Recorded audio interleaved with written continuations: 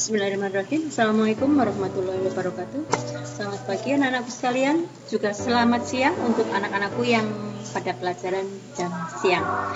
Kita ketemu pada mata pelajaran produk kreatif dan kewirausahaan dalam PJJ. Pada kesempatan kali ini kita akan membahas tentang evaluasi dan pengendalian kualitas produk. Pada dasarnya, perusahaan itu ketika memproduksi barang, dia harus melakukan evaluasi terhadap produk sebelum diluncurkan ke pasar. Kenapa demikian? Hal itu perlu dilakukan agar barang yang dihasilkan tersebut sesuai dengan keinginan konsumen dan kualitas yang ditentukan. Pentingnya melakukan evaluasi produk yaitu agar perusahaan bisa memantau setiap kerusakan produk lalu dicari penyebabnya dan segera dilakukan perbaikan.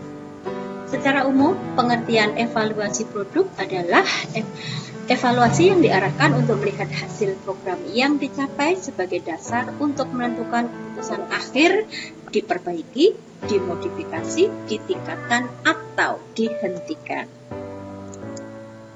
Adapun beberapa faktor yang biasa dipakai dalam mengevaluasi kepuasan konsumen produk pabrikan menurut David, yang pertama adalah reputasi produk serta tanggung jawab perusahaan.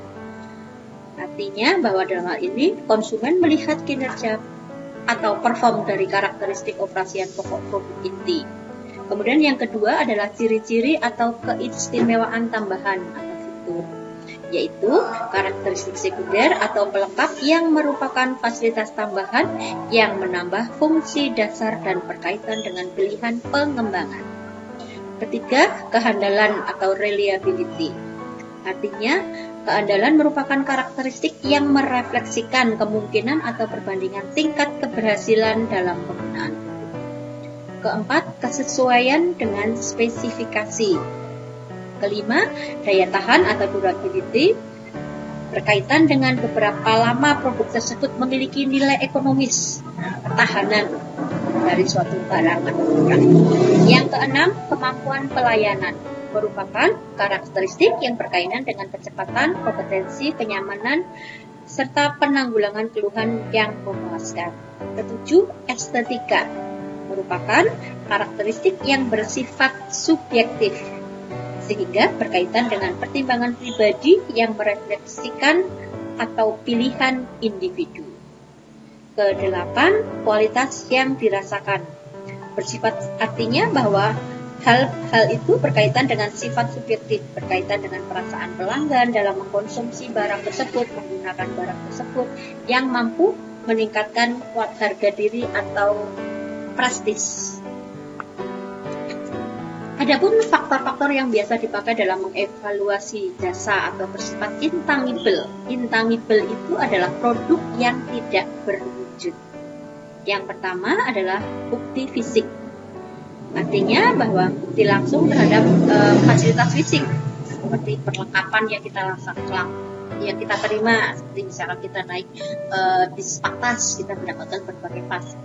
Bukti fisiknya apa? Kita mendapatkan tempat duduk yang nyaman, ber-AC, seterusnya. Yang kedua adalah keandalan, yaitu kemampuan untuk memberikan pelayanan yang dijanjikan serta memberikan kepuasan kepada pelanggan.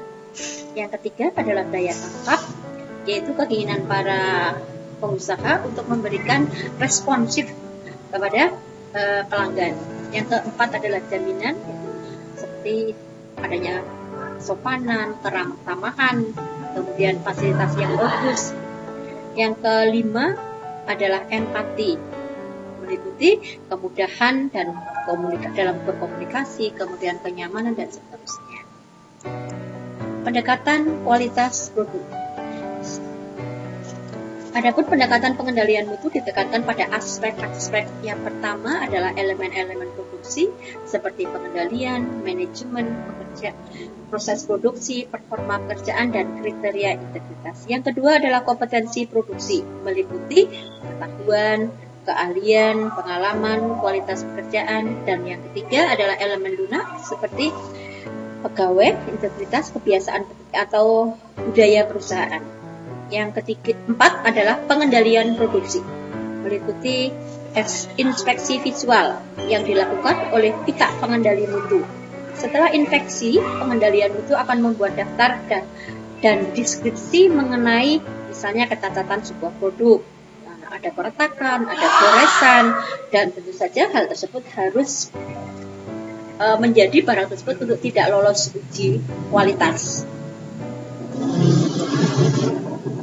Pengendalian mutu produk. Pengendalian mutu produk adalah proses penilaian dan pengawasan kualitas atas hal-hal yang berkaitan dengan produksi. Di ISO 9000 mendefinisikan pengendalian mutu sebagai bagian dari manajemen kualitas yang berfokus pada pemenuhan standar kualitas suatu produk.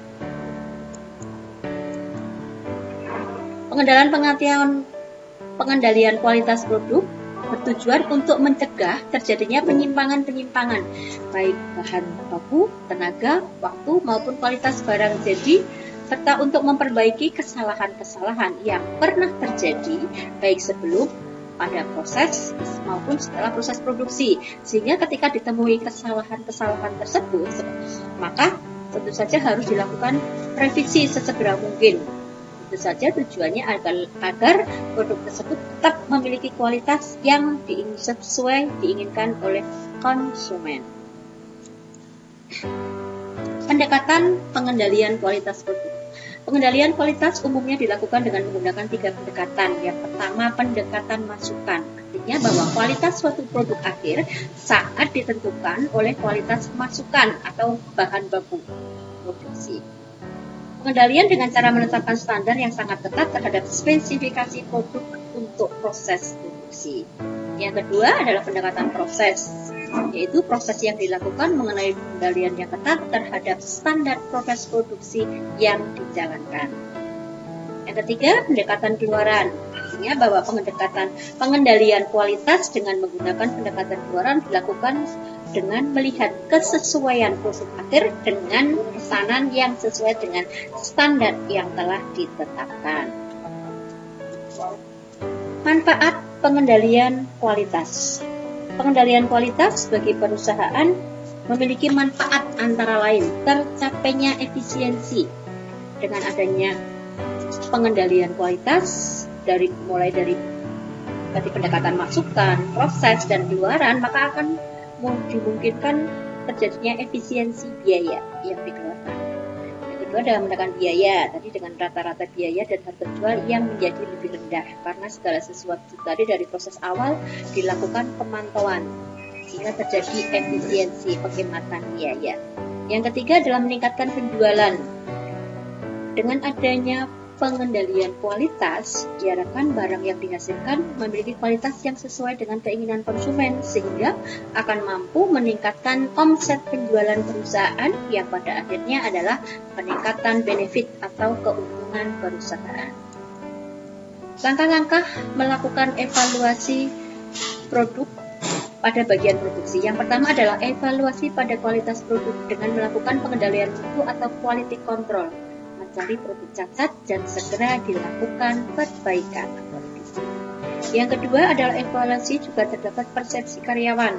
Dalam hal ini tentu saja karyawan perlu adanya diklat untuk menyesuaikan teknologi yang terupdate sehingga misalkan terkait dengan penggunaan alat yang modern, yang baru dan seterusnya.